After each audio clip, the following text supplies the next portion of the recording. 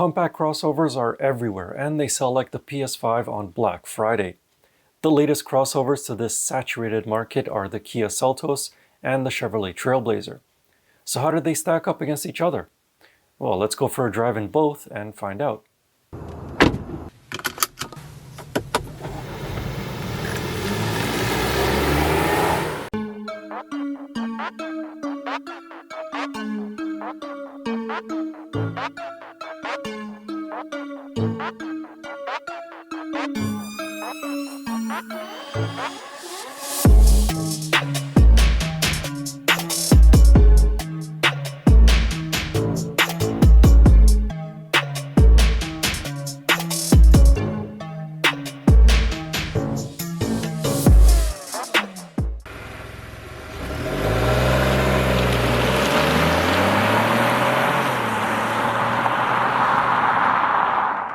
With the Chevy Trailblazer, you have two engine options, two very unique engine options.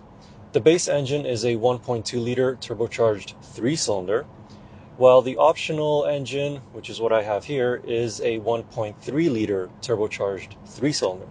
This engine produces 155 horsepower and 174 pound-feet of torque. Despite it being a 3-cylinder engine, it is obviously turbocharged. It feels pretty peppy, actually. So when you put your foot down, transmission reacts and you actually get going at a pretty decent pace.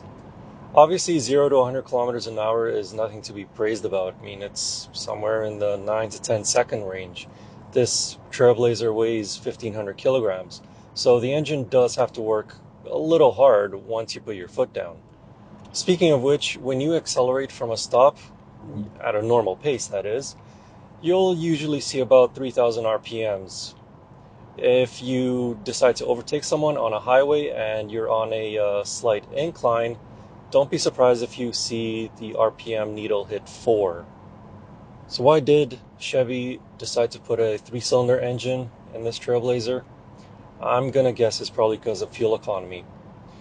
It's not too bad. It is rated at 7.8 liters per 100 kilometers on a highway and 8.9 liters per 100 kilometers in a city. Again, that's not too bad for a car this size and that weighs this much, 1,500 kilograms. But I can't help but think that the engine is always straining a little bit. Because, I mean, it is a very small engine and it is a pretty big car. There are two engines available with the 2021 Kia Seltos. Most of the trims get a 2-liter naturally aspirated 4-cylinder, but I have the top trim, the top SX trim here, so I get a 1.6-liter turbocharged 4-cylinder.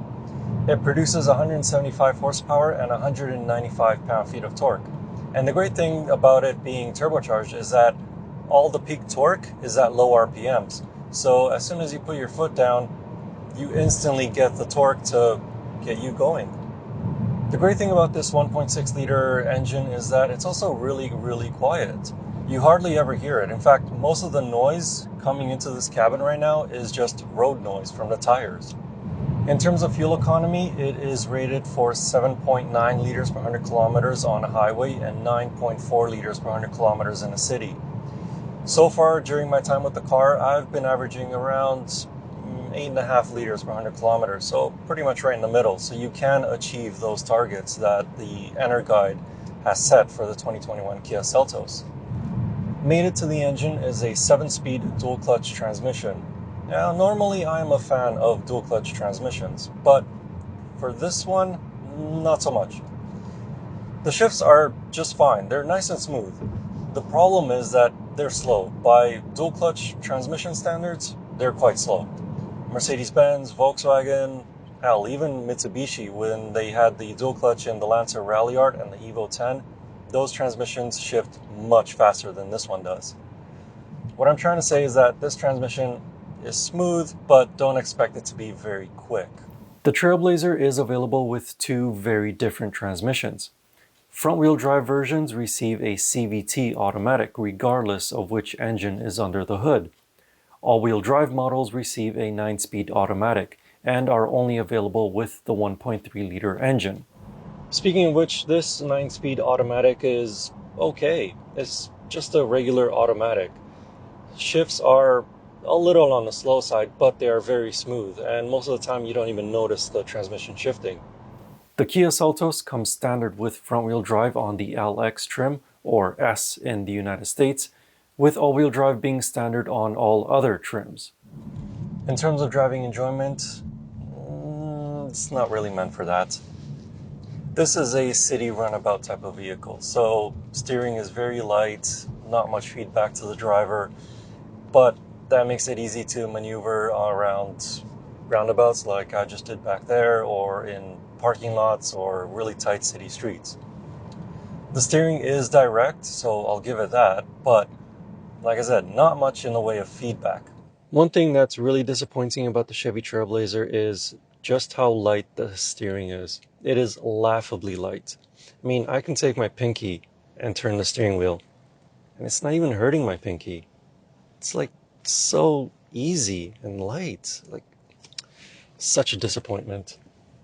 But of course, one positive of this is that it is very easy to maneuver when you're in a parking lot like how I am right now, or just on really tight city streets or alleyways.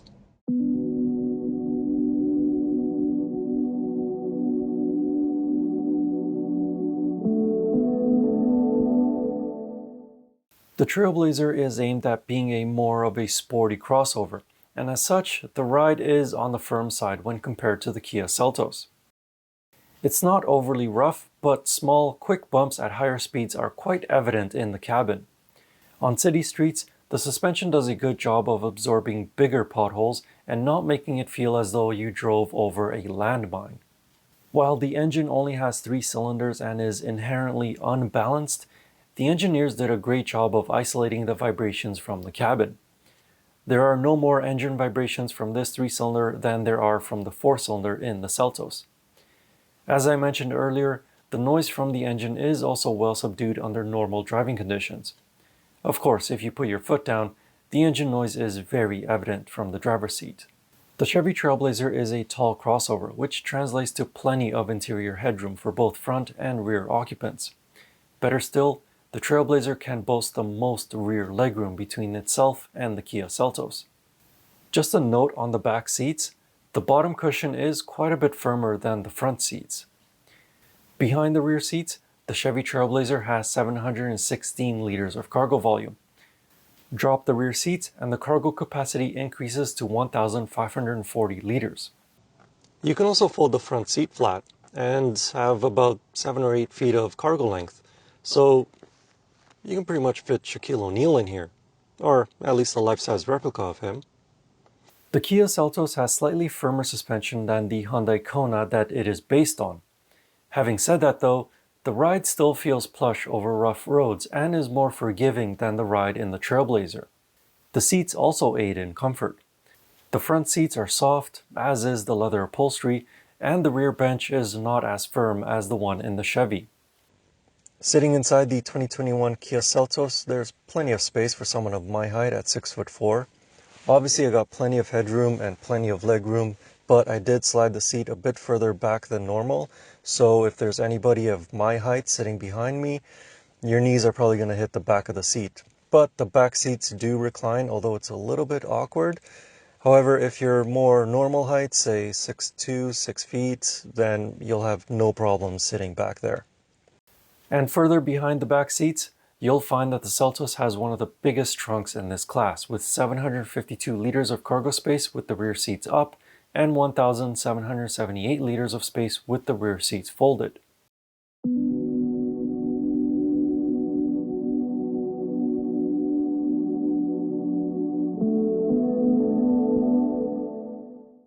As you would expect from crossovers these days, the Kia Seltos comes well equipped with features such as heated seats, CarPlay and Android Auto, Bluetooth, 8-inch touchscreen, and so on, all as standard. However, it does not have any advanced safety or driver aids as standard. The Chevrolet Trailblazer does have them as standard, and it's a pretty big selling point for this class of vehicle. For the Canadian market, you have to upgrade to the mid-EX trim to receive options such as automatic emergency braking or lane keep assist. A bit of a missed opportunity in my opinion, as the Kia Seltos EX starts at just under $28,000 Canadian. That is quite a big jump from the base starting price of the Seltos at $23,400 Canadian. But there are a couple of unique safety features on the Seltos that are meant to warn inattentive occupants or drivers. The first is an alert if a vehicle comes up from behind while you're opening the door. The second is a notice on the instrument display which tells the driver that the vehicle ahead has started moving from a stop. This is mainly for those inattentive drivers that should be paying attention to the road rather than their passengers or phones when at a stoplight. When it comes to gadgets, the 2021 Chevrolet Trailblazer can be equipped with a lot of the latest safety and convenience features. Forward collision alert, automatic emergency braking, and lane departure warning are all standard, with lane change alert or blind spot sensors being an option. As for convenience features, you have the usual stuff like heated seats, automatic climate control, sunroof, power lift gates, wireless phone charging. The one odd thing is that there is no heated steering wheel. Or at least I couldn't find it on Chevy's website. It's none of the options, it's not part of the standard features, and there's just a blank button right here on the steering wheel where it should be. This particular demo vehicle was the 2021 model year. For the 2022 model year, some Trailblazer models will be available with a heated steering wheel. However, not all of them will have it due to the microchip shortage. GM is prioritizing microchips for different applications and vehicles. At $35,500 Canadian as this demo vehicle is equipped, the Chevrolet Trailblazer is an expensive compact crossover. For $2,500 Canadian dollars less, a top-spec Kia Seltos offers more bang for your buck. However, I wouldn't recommend the top-spec trim of either crossovers. For the Kia, I'd pick the EX trim, and for the Trailblazer, it would be the LT trim with the convenience package and maybe the sun and liftgate package as well. But between these two, which one would I drive home if given the choice? It would have to be the Kia Seltos. Why? Well, for the very simple reason that it offers more features for less money. And also the 10-year, 100,000-mile powertrain warranty that is available in the United States is pretty enticing. Here in Canada, it's only a 5-year, 100,000-kilometer powertrain warranty, same as the Chevy Trailblazer. If you want to know more about either of these little crossovers, I wrote more detailed reviews of them over on my website. You can find the links in the video description or on the pop-up banners on the top right. And as always, I will see you in the next car or truck or most likely another SUV. Anyway, thank you for watching. Please like and subscribe, and see you in the next video.